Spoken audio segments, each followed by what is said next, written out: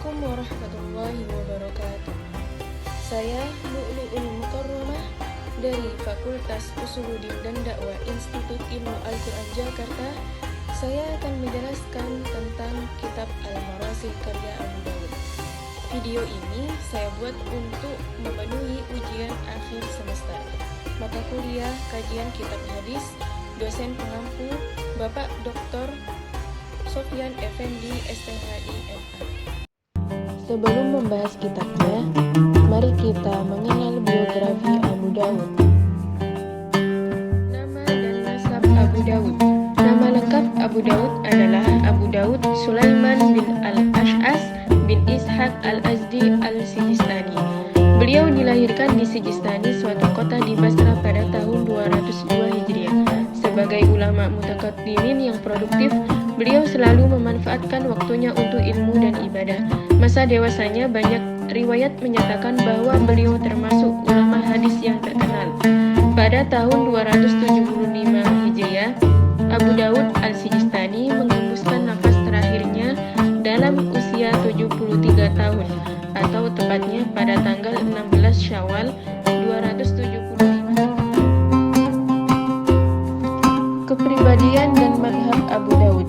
Tentang akhlak dan kepribadian Abu Dawud, kebanyakan para ulama mengakui bahwa Abu Dawud dikenal sebagai tokoh hadis yang mendalam pengetahuan agamanya, tekun ibadah, soleh, warok, tegar dalam sikapi kehidupan, kokoh pendiriannya, serta zahid, mampu meninggalkan hal-hal yang bersifat duniawi, dan dia menghafal dan memahami hadis beserta ilatnya. Oleh karena itu, dia mendapat kehormatan dari para ulama untuk dipersamakan kewaroannya.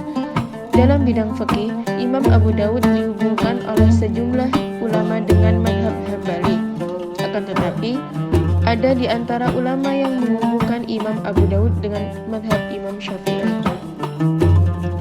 Rihlah Abu Dawud. Imam Abu Dawud terlahir di tengah keluarga yang agamis.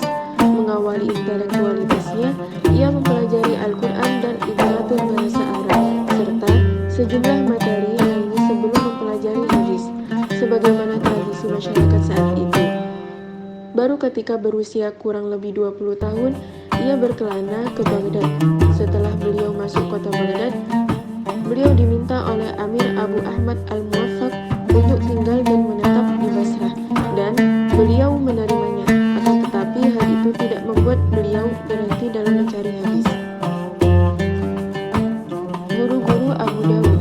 Guru-guru beliau sangat banyak, karena beliau menuntut ilmu sejak kecil dan sering bepergian ke penjuru negeri-negeri dalam menuntut ilmu. Di antara yang terkenal adalah Imam Ahmad bin Hanbal, Ishaq bin Ibrahim bin Muawiyah, Ali bin Al-Mahidi, Yahya bin Ma'in, Abu Bakar ibnu Abi Syaibah Muhammad bin Yahya Ad-Dazuli, Abu Taubah, Rabi bin Nafi Al-Halabah.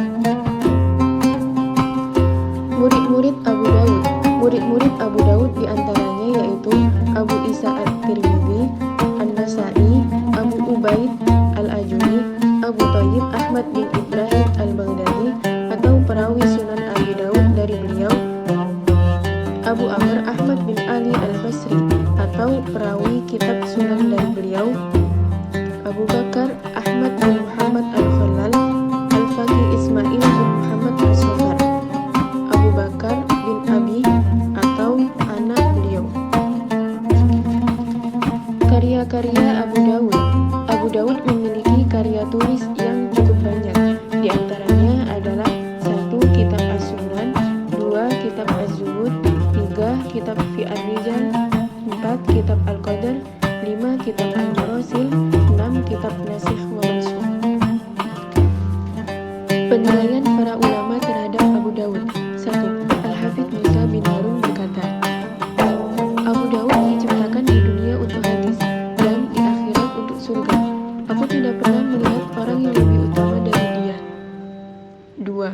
Abu Bakar Al-Khalal berkata, Abu Dawud Sulaiman bin Al-Ash'as As-Sijistani adalah imam terkemuka pada zamannya, pengganti beberapa bidang ilmu sekaligus mengetahui tempatnya, dan tak seorang pun di masanya dapat menandingi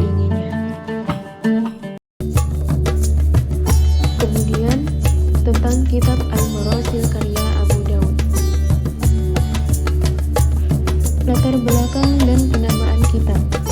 Kitab Al-Marasil Abu Daud adalah kitab yang ditulis salah satu ulama ahli hadis, yaitu Abu Daud Sulaiman bin Al-Ash'as bin Ishaq Al-Azdi Al-Sijistani. Dalam penyusunan kitab ini, Abu Daud ingin menunjukkan hadis-hadis mursal, sehingga mempermudah kita dalam mengetahui dan menghindari hadis-hadis yang dhaif. Namun, begitu juga hadis mursal masih bisa dikompromikan dengan hadis muttasil. Selain itu, Imam Abu Daud juga bertujuan agar para muslim tidak salah mengambil pedoman dan dalil dalam melaksanakan muamalah. Isi kitab. Dalam kitab Al-Marasil Abu Daud terdapat 544 dari 114 bab. Di antaranya yaitu bab Toharo yang berjumlah 5 hadis, bab wudu 6 hadis, bab sholat 7 hadis, bab adzan 6 hadis, bab sholat jamaah 2 hadis, bab pakaian 2 hadis, bab sutrah dalam sholat 2 hadis, bab doa iftitah 2 hadis, bab membaca basmalah dengan jahar 3 hadis, bab meringankan sholat 12 hadis, bab sholat Jumat 4 hadis, bab khutbah Jumat 10 hadis, bab sholat istisqa 5 hadis, bab sujud 2 hadis, bab Lailatul Qadar 1 hadis, bab doa 2 hadis, bab ketiduran pada saat masuk waktu sholat 11 hadis, bab puasa 6 hadis, dan lain sebagainya, yang diakhiri dengan bab ke-114 yaitu bab tahayyul yang terdiri dari 3 hadis. Kemudian sistematika kitab. Kitab Al-Marasil memiliki sebuah sistematika sebagai berikut. 1. Kitab yang disandarkan kepada Nabi dari tabi'in senior yang mereka peroleh kebanyakan dari sahabat. 2. Yang disampaikan tabi'in dari Rasul, baik itu diriwayatkan oleh tabi'in senior atau tabi'in junior. Pendapat ini yang masyhur dalam kalangan ahli hadis, dan pendapat ini pula yang dipulih oleh Al-Hakim. 3. Hadis yang gugur sanadnya satu perawi di mana saja.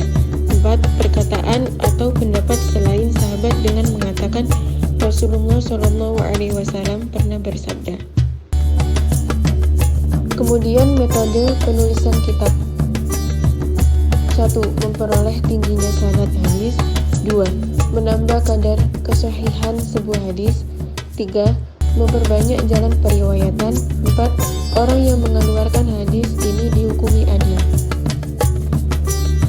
Kemudian kualitas kitab. Salah satu kualitas dari kitab ini memiliki madhab pertengahan.